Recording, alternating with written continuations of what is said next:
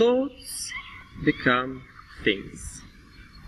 Hi guys, my name is Ivan, and today I'd like to talk about a secret.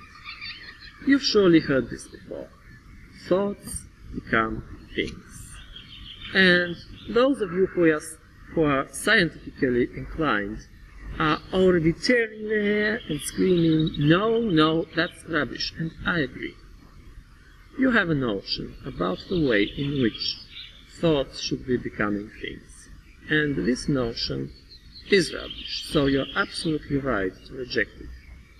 But the truth is, thoughts do become things all of the time, 24/7, without us even noticing. And now I'm about to explain to you how it works. But first, a spoiler alert. If you are really into the secret, I may spoil it for you. So you might want to stop watching now. Now, what do you see here? A hand, right? A thing, an object that's outside of you and that you're looking at. But if this is a thing, where exactly does it start and where does it end? And around this contour it might seem pretty straightforward. But look here, where exactly is the border between hand and not hand?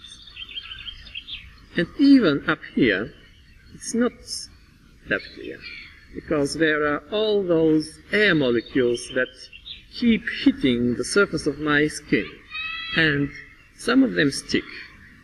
And as soon as they stick, they become a part of my hand. And some of them leave, and as soon as they leave, they stop being a part of my hand. So the hand is not set in stone, it's fluid, it's constantly changing. And you might be thinking that on your computer screen you're watching a guy talking to you. But how do you really know that I'm not, at least hypothetically, I'm not shocked? How do you know that I'm not just some pixels on your screen? And how do you know that you have a computer screen and it's not just pixels on the retinas of your eyes? And how do you really know that you have eyes and the signals coming into your brain are coming from your eyes? And how do you really know that you have a brain? But let's assume that you do have a brain, you do have eyes, and you do have a screen, and that I'm real. What do you see here? A molecular configuration, some molecules, atoms, subatomic particles grouped in something you call a hand. Or maybe some colors and shades and contours, lines, shapes that you recognize as hand. See, your computer sees the pixels, but it doesn't recognize a hand. You do, because you have a notion of a hand, you have an idea of a hand, which is here. It's not here.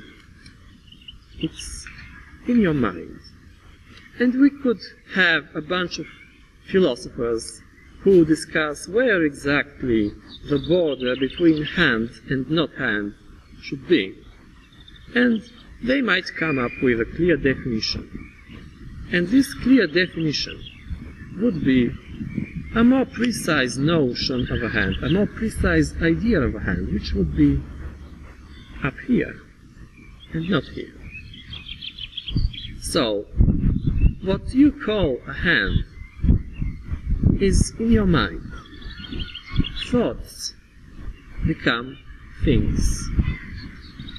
And if you ever see something that walks like a duck and quacks like a duck, try to understand the truth that there is no duck, and it's not the duck that walks and quacks, but it's yourself.